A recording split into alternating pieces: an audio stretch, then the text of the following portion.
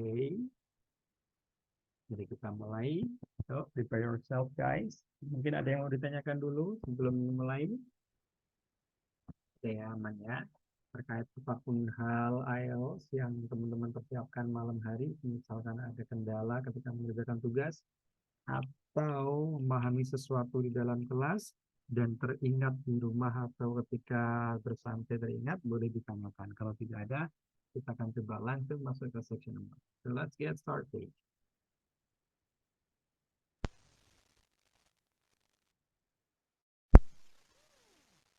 You will hear part of a lecture on renewable energy that uses the power of the sea. First, you have some time to look at questions 31 to 40.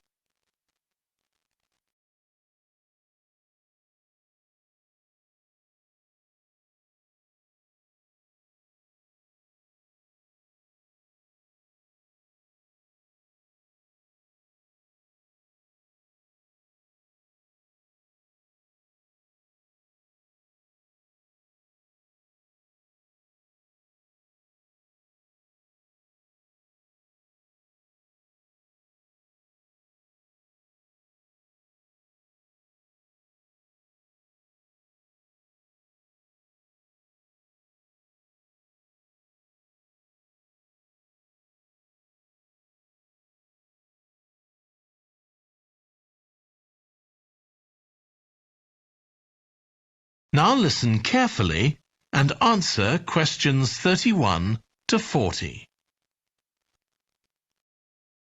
Producing enough energy to meet our needs has become a serious problem. Demand is rising rapidly because of the world's increasing population and expanding industry. Burning fossil fuels like gas, coal and oil seriously damages the environment, and they'll eventually run out. For a number of years now, scientists have been working out how we can derive energy from renewable sources, such as the sun and wind, without causing pollution. Today, I'll outline marine renewable energy, also called ocean energy, which harnesses the movement of the oceans. Marine renewable energy can be divided into three main categories: wave energy, tidal energy, and ocean thermal energy conversion. And I'll say a few words about each one. First, wave energy. Numerous devices have been invented to harvest wave energy, with names such as Wave Dragon, the Penguin, and Mighty Whale. And research is going on to try and come up with a really efficient method. This form of energy has plenty of potential, as the source is constant, and there's no danger of waves coming to a standstill. Electricity can be generated using onshore systems, using a reservoir, or offshore systems. But the problem with ocean waves is that they're erratic, with the wind making them travel in every direction. This adds to the difficulty of creating efficient technology. Ideally, all the waves would travel smoothly and regularly along the same straight line.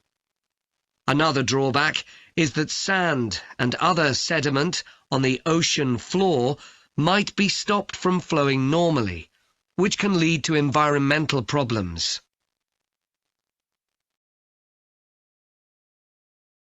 The second category of marine energy that I'll mention is tidal energy. One major advantage of using the tide, rather than waves, as a source of energy, is that it's predictable. We know the exact times of high and low tides for years to come. For tidal energy to be effective, the difference between high and low tides needs to be at least 5 meters. And this occurs naturally in only about 40 places on Earth. But the right conditions can be created by constructing a tidal lagoon, an area of seawater separated from the sea. One current plan is to create a tidal lagoon on the coast of Wales. This will be an area of water within a bay at Swansea, sheltered by a U-shaped breakwater, or dam, built out from the coast. The breakwater will contain 16 hydro turbines, and as the tide rises, water rushes through the breakwater, activating the turbines, which turn a generator to produce electricity. Then, for 3 hours as the tide goes out, the water is held back within the breakwater, increasing the difference in water level until it's several meters higher within the lagoon than in the open sea. Then, in order to release the stored water, gates in the breakwater are opened. It pours powerfully out of the lagoon, driving the turbines in the breakwater in the opposite direction and again generating thousands of megawatts of electricity. As there are 2 high tides a day, this lagoon scheme would generate electricity 4 times a day, every day, for a total of around 14 hours in every 24, and enough electricity for over 150,000 homes. This system has quite a lot in its favour. Unlike solar and wind energy, it doesn't depend on the weather. The turbines are operated without the need for fuel, so it doesn't create any greenhouse gas emissions, and very little maintenance is needed. It's estimated that electricity generated in this way will be relatively cheap, and that manufacturing the components would create more than 2,000 jobs, a big boost to the local economy. On the other hand, there are fears that lagoons might harm both fish and birds, for example by disturbing migration patterns and causing a build-up of silt, affecting local ecosystems. There are other forms of tidal energy, but I'll go on to the third category of marine energy, ocean thermal energy conversion. This depends on there being a big difference in temperature between surface water and the water a couple of kilometres below the surface, and this occurs in tropical coastal areas. The idea is to bring cold water up to the surface using a submerged pipe. The concept dates back to 1881, when... That is the end of section 4. You now have half a minute to check your answers.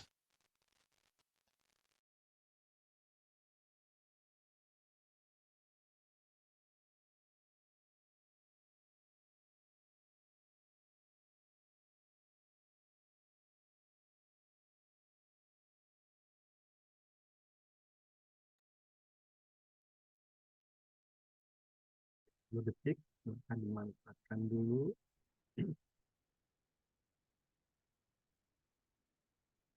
That is the end of the listening test. In the Ielts test, you would now have 10 minutes to transfer your answers to the answer sheet. Itu kalau paper base. Nah, kalau tidak paper base, mungkin ditambahi 30 detik lagi untuk persiapkan sebelum di-submit. Oke. Let's check. Kak Michelle lengkap? Enggak. Oh, nggak lengkap. Kenapa? Berapa nih? My connection were unstable. Oh, ya wait, nggak apa-apa lah. Semoga nanti reviewnya nggak ada masalah lagi. What about you, Kak Trista? Complete? No, What happened? kurang 2. Ketinggalan tadi. Oh, ketinggalan. Oke. What about you, Kak Yoni? All clear? Lengkap. Oke, mantap. Oke, kita akan koreksi dulu section 3 yang kemarin yang belum sempat kita koreksi. Setelah itu lanjut nanti mengkoreksi ke section 4. Number 21 mungkin bisa disiapkan dulu teman-teman. Saya akan coba tanya satu persatu. Mulai dari Kak Michelle dulu. Section 3, number 21. What's the answer? Is it A? A incorrect. Kak Tista, C. C incorrect. Jawabannya adalah bravo. 22. Kak Yoni, silakan. What's your answer? B. Bravo. Bravo, salah. Kak Michelle, 22. A. Yes, jawabannya adalah A. 23. Kak Tista, B. B, salah. Kak Yoni, C. yes, 23. Jawabannya adalah Charlie. 24. Kak Michelle, B. what is that? C atau B? B. Oh, bravo. Incorrect. 24, bravo. Betul sekali. Oh. 25, Kak Krista. A. 25A, correct. 26, Kak Yoni, silakan. A. A, use visual, salah. Kak Michelle, 26.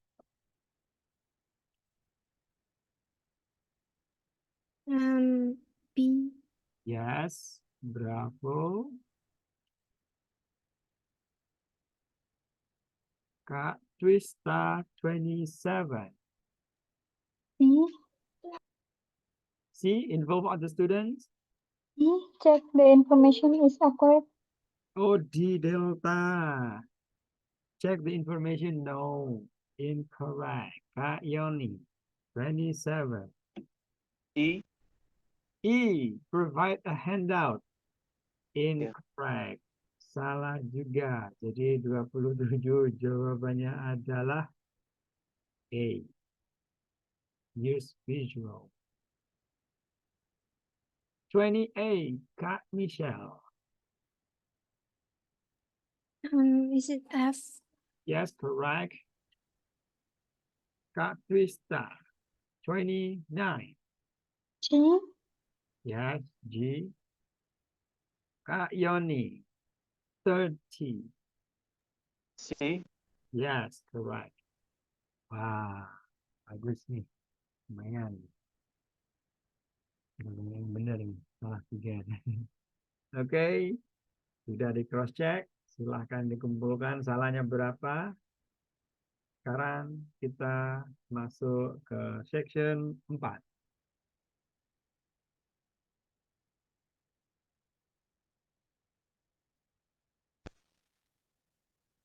Ya, section 4. Kak Nisha, 31. Industry. Nice one. Industry. Kak Twista, 32. Ini tadi kelewat.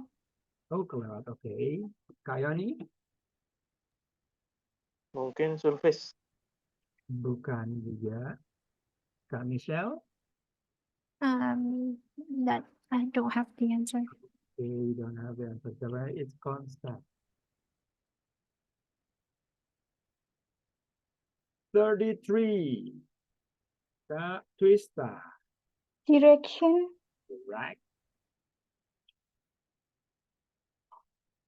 34. Kak Yoni? Sediment. No. Kak Michelle? Iya, Kak. Itu lewat di situ juga. Oke. Kak Twista? Ini juga kelewat. Oke, jawabannya adalah floor. Oke, Kak Yoni, 35.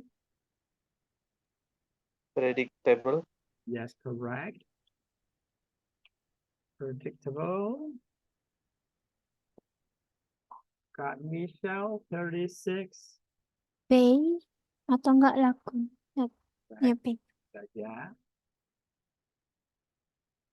37. Kak Krista. 6, Okay. Kak Yoni, 38. Fuel. Yes. Kak Michelle, 39. Kelewat di situ, Kak. Okay. Kak Krista. job, Yes. 40. Kak Yoni. Migration. Alright. Coba teman-teman perhatikan jawabannya. Apakah vocabnya vocab yang paling susah? Enggak kan? Masih bahasa casual kan? Walaupun topiknya adalah akademis. Jadi untuk listening itu selalu dilatih untuk pemahamannya karena sekali lagi jawaban-jawabannya itu kalau model completion kayak gini tuh nggak terlalu berat ya vocab-vocabnya, malah lebih susah multiple choice menurut saya. Multiple choice kan sudah disediakan kalimat jawabannya dan kita harus mencari informasi yang sama atau jawaban yang sesuai dengan yang sudah disediakan. Bahkan sering sekali terjawab semuanya sekilas. Nah, itu yang lebih mengerikan. Oke, teman-teman sudah mampu melewati section 1 sampai section 4 di putaran pertama. Kita cross check dulu. Kak Michelle, total salah berapa? 8, Kak. 8 itu plus itu tadi ya, jaringannya yang nggak stabil tadi nggak kejawab ya. Iya. Itu semuanya ya, section 1 sampai section 4 ya. Iya, Kak. 1 sampai 4. Mantap, section itu kan 30 sudah band 7. Kalau lebih dari itu berarti sudah di atas band 7 ya. Berarti kemungkinan masih antara 7 atau 7, berapa itu. Nanti dicek sendiri lah. Yeah, that's good. Kak Twista, total salah 12, 12.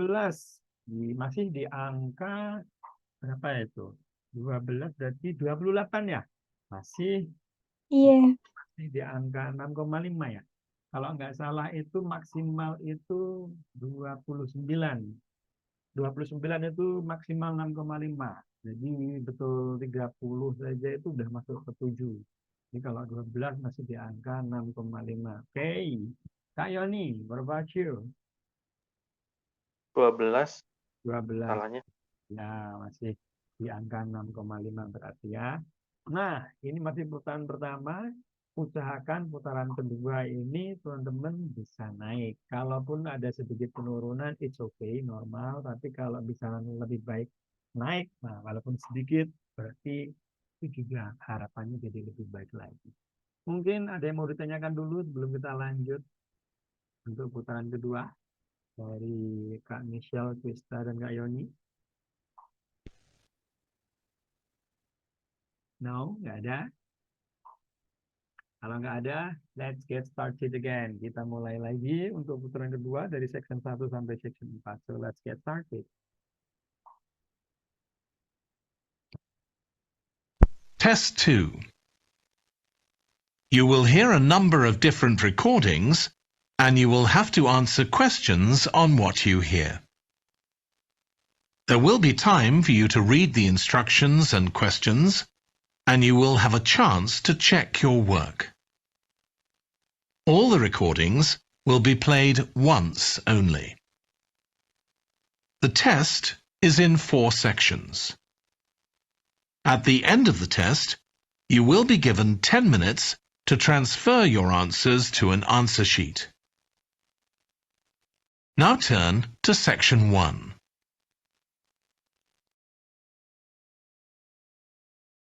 Section 1. You will hear a woman talking to a doctor at a clinic about a medical problem. First, you have some time to look at questions 1 to 4.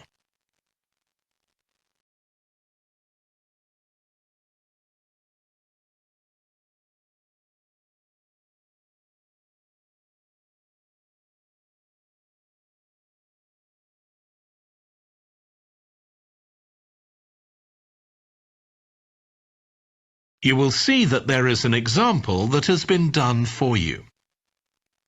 On this occasion only, the conversation relating to this will be played first. Hi, come and take a seat. Thank you. My name's Carl Rogers and I'm one of the doctors here at the Total Health Clinic. So I understand this is your first visit to the clinic. Yes, it is. Okay, well I hope you'll be very happy with the service you receive here. So if it's all right with you, I'll take a few details to help me give you the best possible service. Sure. So can I check first of all that we have the correct personal details for you? So your full name is Julie Ann Garcia. That's correct. The woman's name is Julie Ann Garcia. So Garcia has been written in the space. Now we shall begin. You should answer the questions as you listen, because you will not hear the recording a second time. Listen carefully and answer questions 1 to 4. Hi, come and take a seat. Thank you. My name's Carl Rogers and I'm one of the doctors here at the Total Health Clinic. So I understand this is your first visit to the clinic. Yes, it is. Okay, well I hope you'll be very happy with the service you receive here. So if it's all right with you, I'll take a few details to help me give you the best possible service. Sure. So can I check first of all that we have the correct personal details for you? So your full name is Julie Ann Garcia. That's correct. Perfect. And can I have a contact phone number? It's 219-442-9785. Okay, and then can I just check that we have the correct date of birth? October 10th, 1992. Oh, I actually have 1991. I'll just correct that now. Right, so that's all good. Now I just need a few more personal details. Do you have an occupation, either full-time or part-time? Yes, I work full-time in Esterhazy's, you know, the restaurant chain. I started off as a waitress there a few years ago, and I'm a manager now. Oh, I know them. Yeah, they're down on 114th Street, aren't they? That's right. Yeah, I've been there a few times. I just love their salads. That's good to hear. Right, so one more thing I need to know before we talk about why you're here, Julie, and that's the name of your insurance company. It's Cawley Life Insurance. That's Cawley. Excellent. Thank you so much. Before you hear the rest of the conversation, you have some time to look at questions 5 to 10.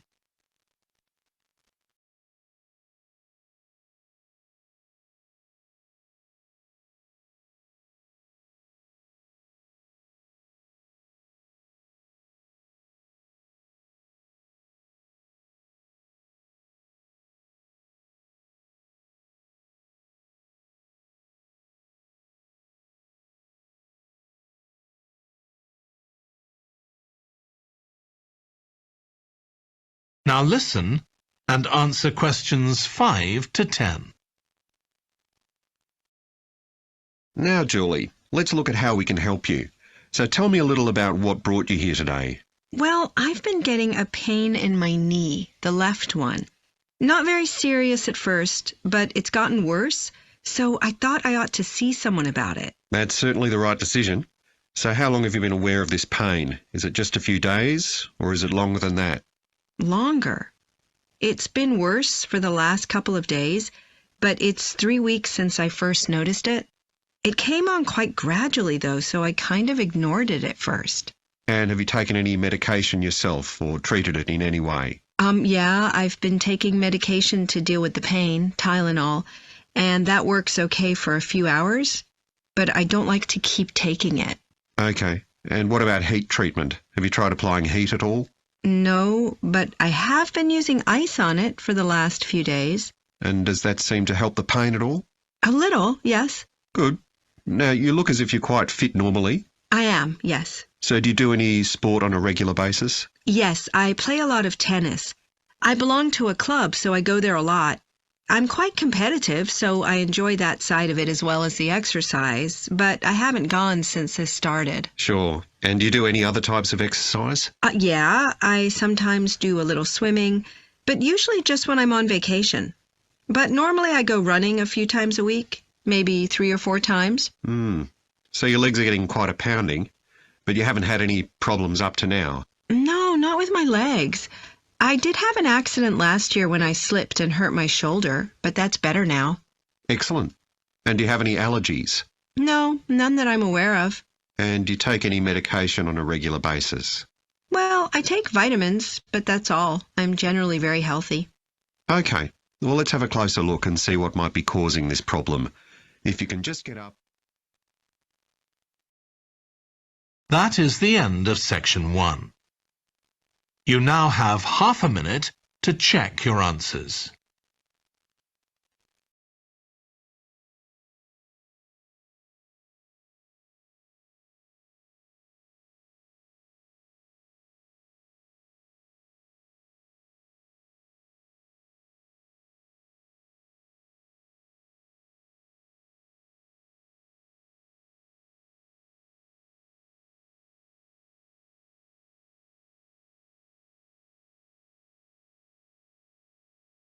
Now turn to section 2.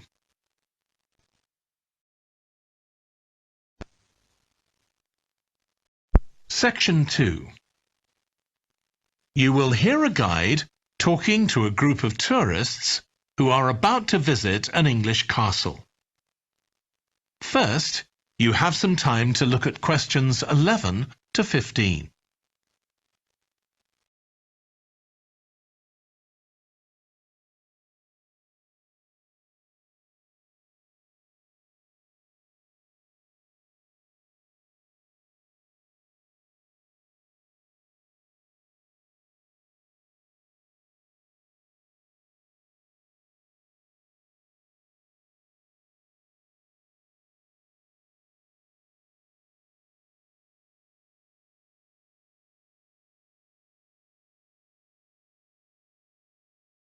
Now listen carefully and answer questions 11 to 15.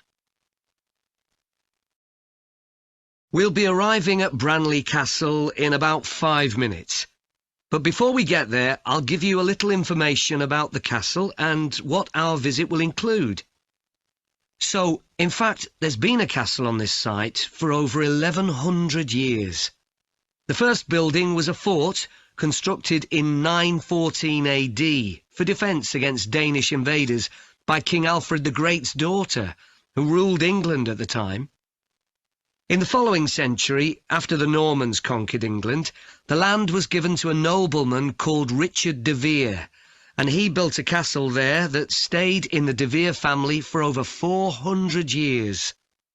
However, when Queen Elizabeth I announced that she was going to visit the castle in 1576, it was beginning to look a bit run down.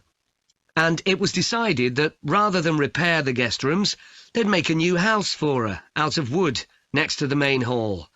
She stayed there for 4 nights, and apparently it was very luxurious. But, unfortunately, it was destroyed a few years later by fire. In the 17th century, the castle belonged to the wealthy Fennis family, who enlarged it and made it more comfortable. However, by 1982, the Fennis family could no longer afford to maintain the castle, even though they received government support, and they put it on the market. It was eventually taken over by a company who owned a number of amusement parks. But when we get there, I think you'll see that they've managed to retain the original atmosphere of the castle. When you go inside, you'll find that in the staterooms, there are lifelike moving wax models dressed in costumes of different periods in the past, which even carry on conversations together. As well as that, in every room, there are booklets giving information about what the room was used for and the history of the objects and furniture it contains. The castle park's quite extensive. At one time, sheep were kept there, and in the 19th century the owners had a little zoo with animals like rabbits and even a baby elephant. Nowadays the old zoo buildings are used for public displays of paintings and sculpture. The park also has some beautiful trees, though the oldest of all, which dated back 800 years, was sadly blown down in 1987. Now, you're free to wander around on your own until 4:30, But then, at the end of our visit, we'll all meet together at the bottom of the great staircase. We'll then go on to the long gallery, where there's a wonderful collection of photographs showing the family who owned the castle 100 years ago having tea and cakes in the conservatory. And we'll then take you to the same place where afternoon tea will be served to you. Before you hear the rest of the talk, you have some time to look at questions 16 to 20.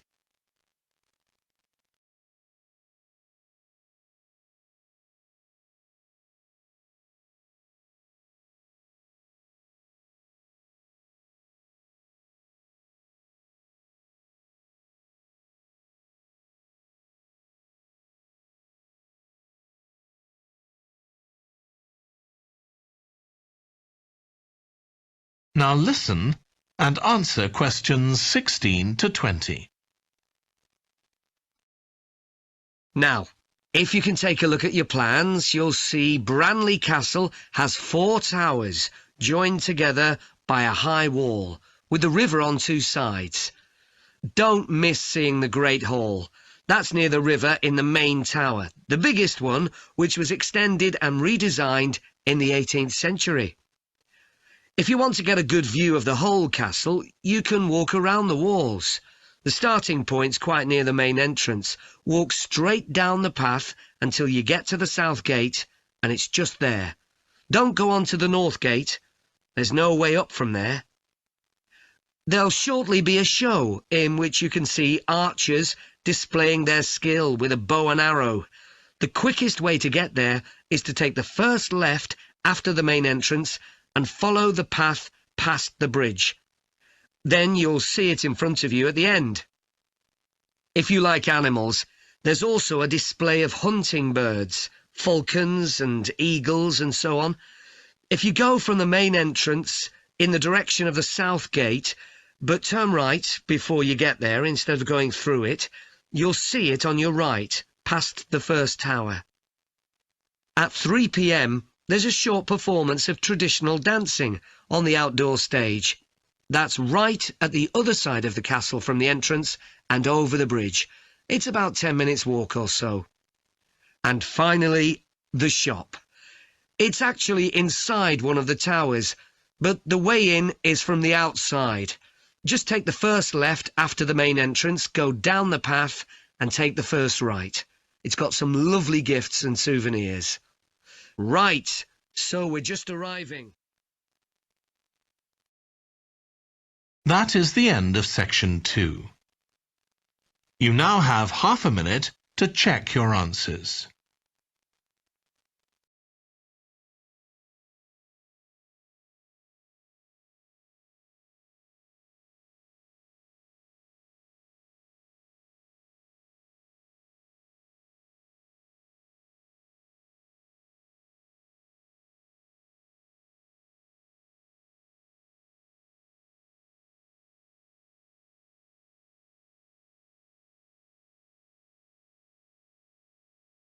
Now turn to section 3.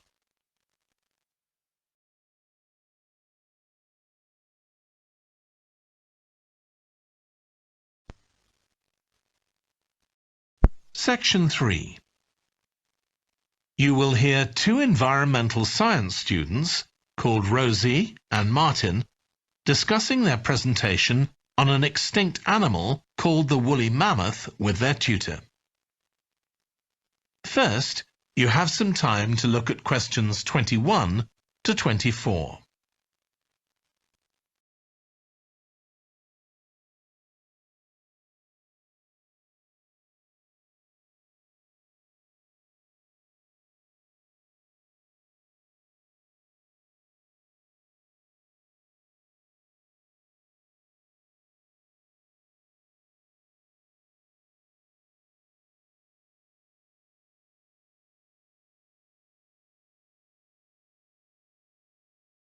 Now listen carefully and answer questions 21 to 24.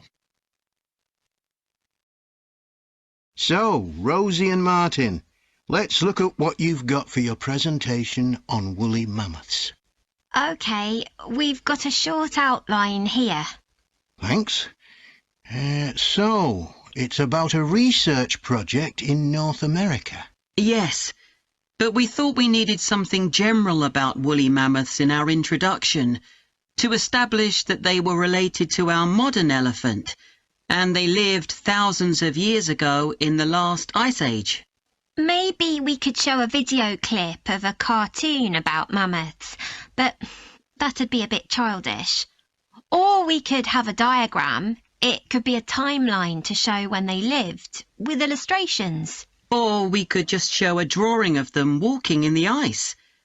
No, let's go with your last suggestion. Good. Then you're describing the discovery of the mammoth tooth on St. Paul's Island in Alaska and why it was significant. Yes, the tooth was found by a man called Russell Graham. He picked it up from under a rock in a cave. He knew it was special. For a start, it was in really good condition, as if it had been just extracted from the animal's jawbone. Anyway, they found it was 6,500 years old. So why was that significant? Well, the mammoth bones previously found on the North American mainland were much less recent than that, so this was really amazing.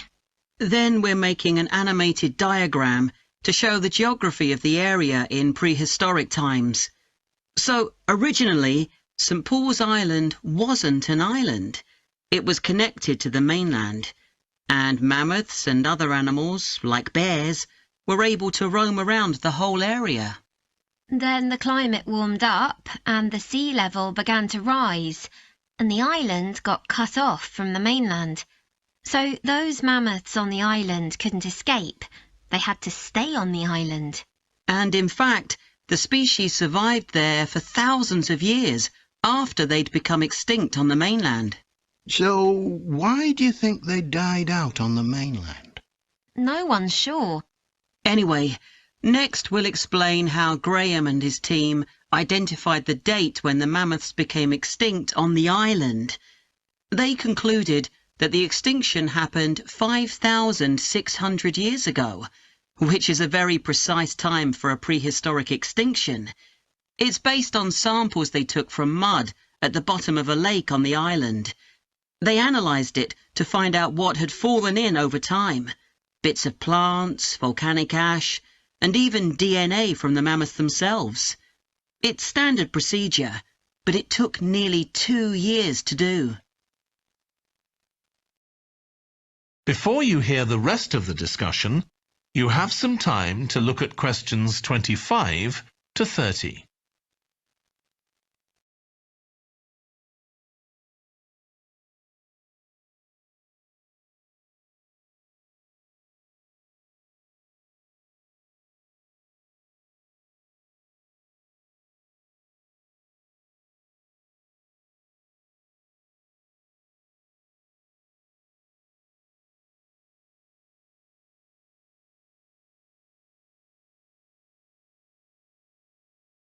Now listen and answer questions 25 to 30. So why don't you quickly go through the main sections of your presentation and discuss what actions needed for each part? OK. So, for the introduction, we're using a visual. So once we've prepared that, we're done. I'm not sure. I think we need to write down all the ideas we want to include here, not just rely on memory. How we begin the presentation is so important. You're right. The discovery of the mammoth tooth is probably the most dramatic part, but we don't have that much information, only what we got from the online article. I thought maybe we could get in touch with the researcher who led the team and ask him to tell us a bit more. Great idea. What about the section with the initial questions asked by the researchers? We've got a lot on that, but we need to make it interesting. We could ask the audience to suggest some questions about it, and then see how many of them we can answer. I don't think it would take too long. Yes, that would add a bit of variety. Then the section on further research carried out on the island, analysing the mud in the lake. I wonder if we've actually got too much information here. Should we cut some? I don't think so, but it's all a bit muddled at present. Yes. Maybe it would be better if it followed a chronological pattern. I think so. The findings and possible explanations section is just about ready, but we need to practice it so we're sure it won't overrun. I think it should be okay. But yes, let's make sure. In the last section, relevance to the present day, you've got some good ideas, but this is where you need to move away from the ideas of others and give your own viewpoint. Okay, we'll think about that. Now, shall we show you some of the... That is the end of section 3. You now have half a minute to check your answers.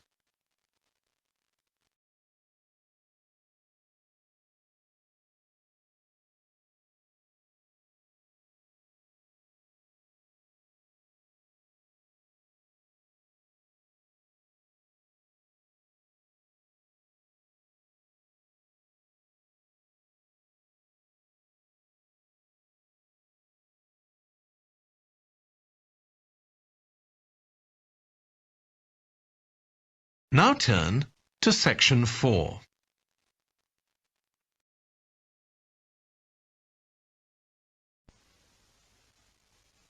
Section 4. You will hear a lecture about the history of weather forecasting.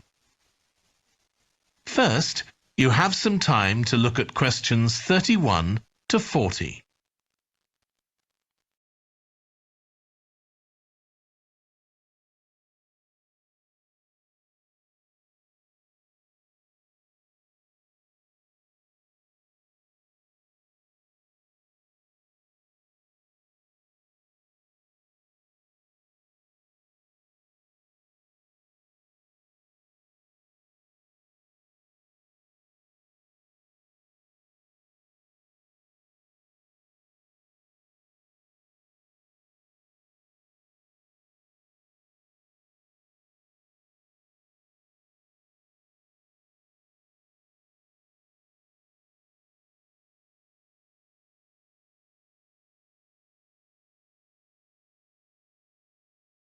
Now listen carefully and answer questions 31 to 40.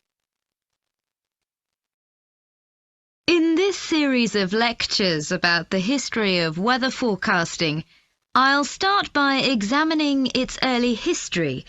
That'll be the subject of today's talk. Okay, so we'll start by going back thousands of years.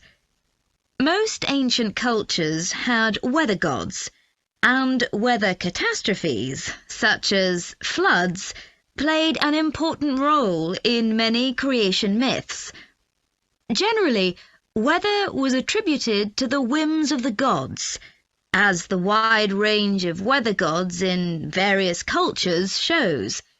For instance, there's the Egyptian sun god Ra, and Thor, the Norse god of thunder and lightning. Many ancient civilizations developed rites such as dances in order to make the weather gods look kindly on them. But the weather was of daily importance. Observing the skies and drawing the correct conclusions from these observations was really important. In fact, their survival depended on it. It isn't known when people first started to observe the skies, but at around 650 BC, the Babylonians produced the first short-range weather forecasts, based on their observations of clouds and other phenomena. The Chinese also recognized weather patterns, and by 300 BC, astronomers had developed a calendar which divided the year into 24 festivals, each associated with a different weather phenomenon. The ancient Greeks were the first to develop a more scientific approach to explaining the weather. The work of the philosopher and scientist Aristotle in the 4th century BC is especially noteworthy as his ideas held sway for nearly 2,000 years. In 340 BC, he wrote a book in which he attempted to account for the formation of rain, clouds, wind, and storms. He also described celestial phenomena such as halos, that is, bright circles of light around the sun, the moon, and bright stars, and comets. Many of his observations were surprisingly accurate. For example, he believed that heat could cause water to evaporate, but he also jumped to quite a few wrong conclusions, such as that winds are breathed out by the earth. Errors like this were rectified from the Renaissance onwards.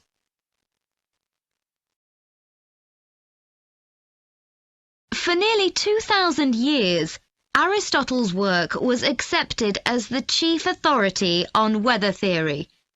Alongside this, though, in the Middle Ages, weather observations were passed on in the form of proverbs, such as red sky at night, shepherd's delight, red sky in the morning, shepherd's warning. Many of these are based on very good observations and are accurate, as contemporary meteorologists have discovered. For centuries, any attempt to forecast the weather could only be based on personal observations. But in the 15th century, scientists began to see the need for instruments. Until then, the only ones available were weather vanes to determine the wind direction and early versions of rain gauges. One of the first, invented in the 15th century, was a hygrometer, which measured humidity. This was one of many inventions that contributed to the development of weather forecasting.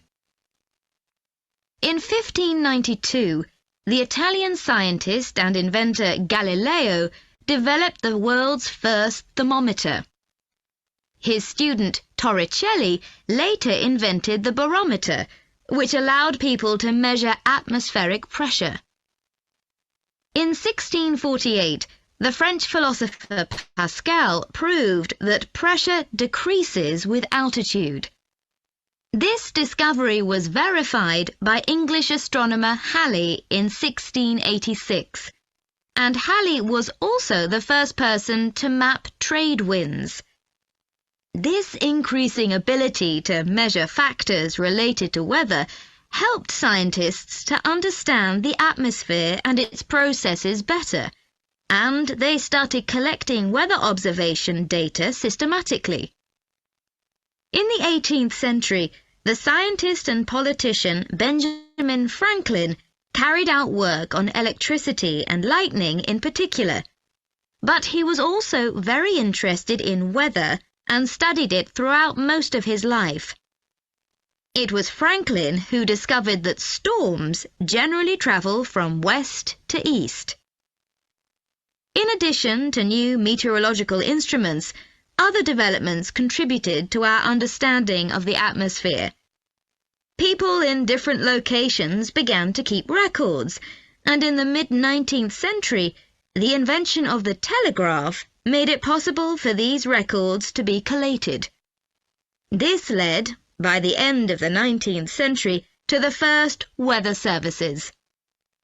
It was not until the early 20th century that mathematics and physics became part of meteorology, and we'll continue from that point next week.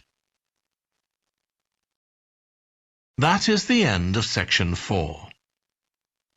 You now have half a minute to check your answers.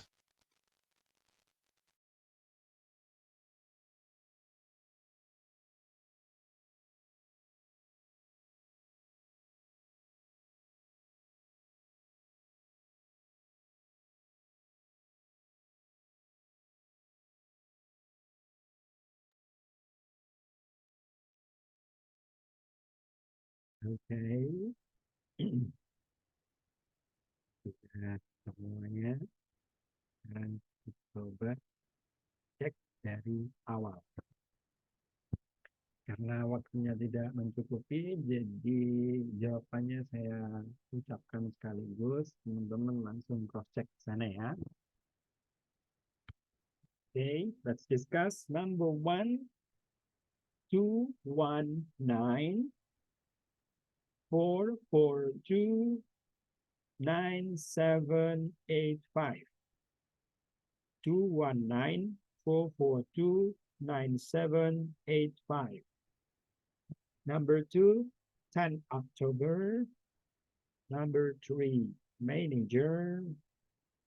Number 4, colleague. Jadi tulisannya.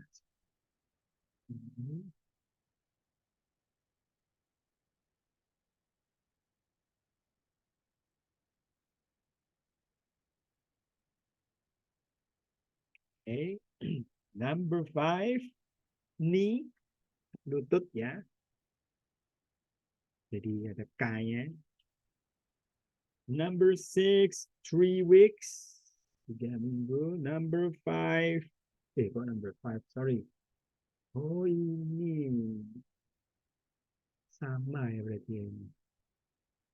Number 7, tennis. Number 8, running. Number 9, shoulder. Number 10, vitamins. Oke, di sini ada yang mau ditanyakan dulu tentang jawaban 1 sampai 10, mana ya? Oke, lanjut ke section kedua.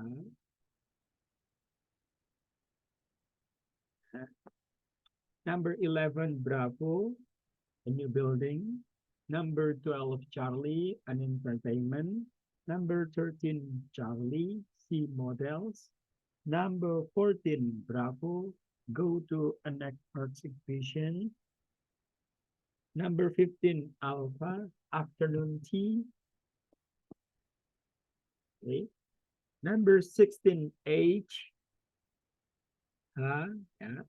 Number 17, Delta. Delta. Number 18, F. Fanta. Number 19, A. Alpha. Yeah.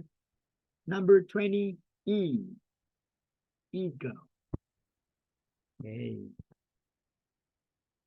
Ya, ada yang mau ditanyakan terkait jawaban? Nomor 13 tadi apa ya, Pak? 13, Charlie. See models of historical figures moving and talking. Oke, lanjut section 3. 21, Bravo, with the timeline. 22, Charlie, it was not as old. 23, Alpha, became isolated. 24, Alpha, how exact it is.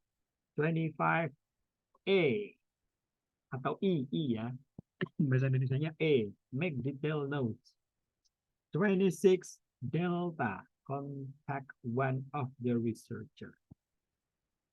27, Alpha, make it more interactive.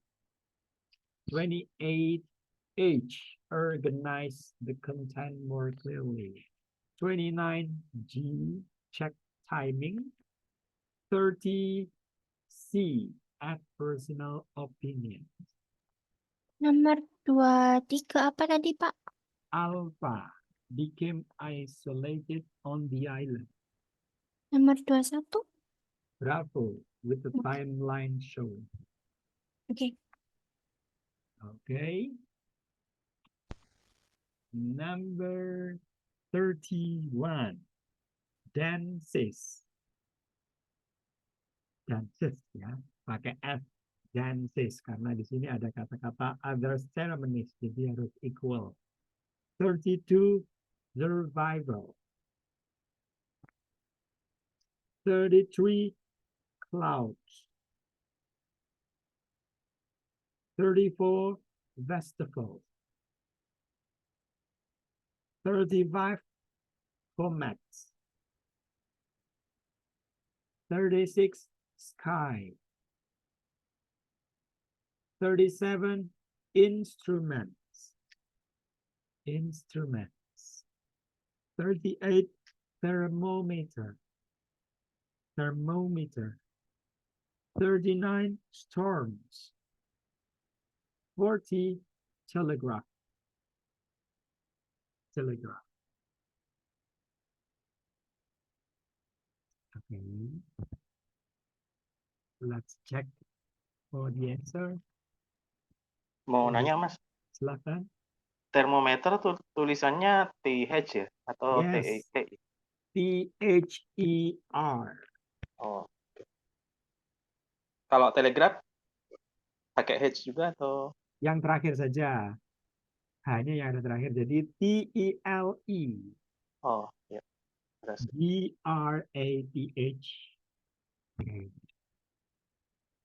Oke, total. Kak Yoni salah berapa?